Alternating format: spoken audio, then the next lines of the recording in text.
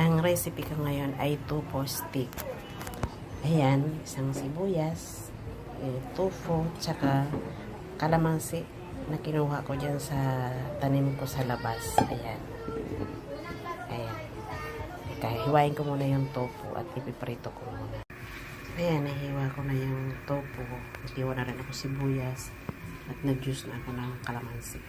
Ayan. Painit na ako ng kawali. Painit ako ng mantika. Siya.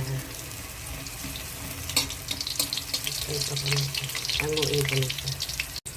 Nagkisa na ako ng bawang. Ayan, sibuyas.